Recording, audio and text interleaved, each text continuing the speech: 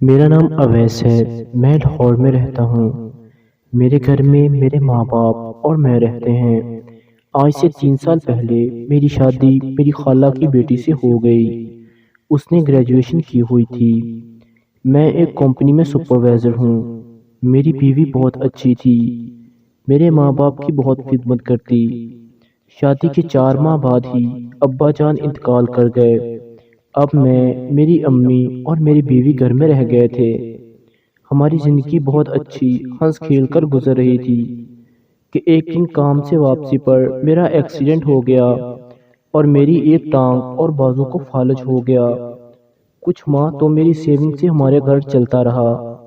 ایک دن ڈاکٹر کو جب چیک کروانے گئے تو اس نے بتایا کہ آپ کو کم از کم 1 سال لگ جائے گا نارمل روٹین پر آتے آتے۔ یہ سن کر کافی پریشانی ہوئی۔ میری بیوی جون کا میرے ساتھ تھی تو گھر جا کر بولی کہ جب تک آپ ٹھیک نہیں ہو جاتے میں جاب کر لیتی ہوں۔ کچھ دن کی جانچ پڑتال کے بعد اسے ایک پرائیویٹ اسکول میں جاب مل گئی۔ وہ صبح اسکول جاتی اور شام کو آ کر گھر کے کام کرتی۔ لیکن ایسا صرف 2 مہینے ہی چلا۔ اس کا تو رویہ ہی بدل گیا۔ وہ آ کر اب صرف کھانا بناتی، باقی سارے کام میری بوڑھی ماں کرتی۔ میں حیران تھا کہ اسے ایک دم سے کیا ہو گیا ہے۔ جیسے ہی وہ اسکول سے آتی، کھانا بناتی اور فون پر لگ جاتی۔ میں سمجھتا کہ گیم وغیرہ کھیل رہی ہوگی۔ جب میری بیوی کی نوکری کا 4تھا مہینہ شروع ہوا تو اس نے میرے ساتھ بات کرنا بہت ہی کم کر دیا۔ صبح کھانا دیتی، شام کو کھانا دیتی اور بس میں سوچنے لگا کہ میں تو ہمیشہ اس کے لیے سوچتا تھا کہ اسے یہ لے دوں، وہ لے دوں۔ خیر وقت گزرتا گیا۔ ایک دن اچانک رات کو میری آنکھ کھلی تو وہ فون پر لگی ہوئی تھی۔ میں نے اگنور کیا، لیکن اگلی صبح مجھے امی نے بتایا کہ تمہاری بیوی صبح سویرے نہ جانے روزانہ کس سے بات کرتی ہے۔ میں نے کہا اس کے گھر سے کسی کی ہوگی، تو امی بولی روزانہ کی روٹین ہے۔ پہلے میں بھی یہی سمجھتی تھی۔ اگلے دن مجھے نیند نہیں آئی۔ سارا دن یہ سوچ کر گزار دیا کہ کیا اس کی وفائیں صرف میری صحت تک محدود تھیں۔ میں صبح بھی جاگ رہا تھا، بس چادر اوپر لی ہوئی تھی۔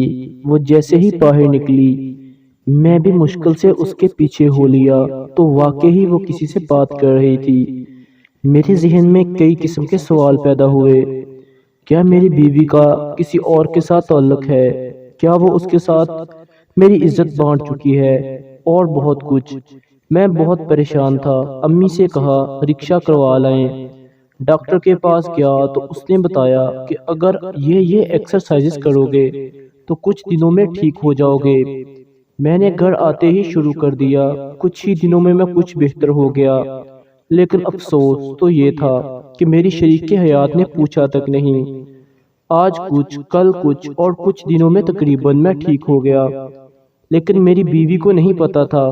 وہ گھر سے اسکول کے لیے نکلی تو میں بھی اس کے پیچھے نکل گیا۔ میں نے اس کا اسکول دیکھا اور گھر واپس آ گیا۔ سوچا شام کو اسے لینے جاؤں گا۔ جب شام کو وہاں پہنچا تو دیکھا میری بیوی ایک لڑکے کے ساتھ بائک پر بیٹھ کر گھر آ رہی ہے اور گھر سے کچھ فاصلے پر اتر کر پیدل گھر آ گئی۔ میرا دماغ پھٹ رہا تھا کہ میں نے اتنا کچھ کیا اس کے لیے اور یہ 6 ماہ انتظار بھی نہ کر سکی۔ میں نے کمپنی میں کال کی۔ میری جاب میرے لیے ریڈی تھی۔ میں نے کل سے کام پر جانا تھا۔ میں جب بائک لے کر گھر داخل ہوا تو وہ مجھے دیکھ کر حیران ہو گئی، جیسے اس کا کچھ نقصان ہو گیا ہو، اور وہ بولی تم ٹھیک کیسے ہو گئے؟ میں جواب دیے بغیر کمرے میں چلا گیا۔ آج وہ موبائل استعمال نہیں کر رہی تھی۔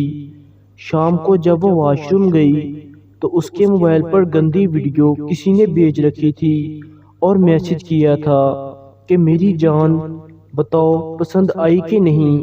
وہ واپس آئی تو میری طرف دیکھ کر مسکرائی۔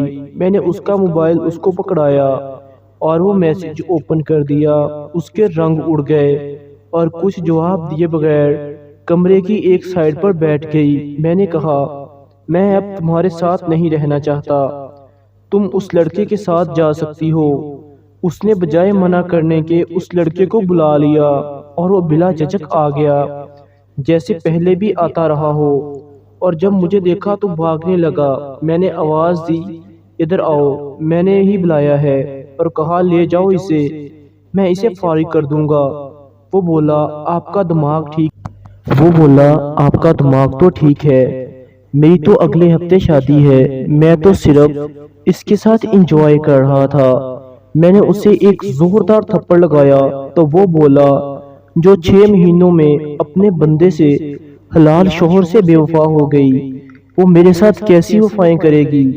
اگلے دن میں کام پر چلا گیا، پیچھے سے امی کی کال آئی کہ تمہاری بیوی نے خودکشی کر لی ہے۔ میں نے تو اسے معاف کر دیا تھا، لیکن جو اللہ کو منظور۔ خدا حافظ۔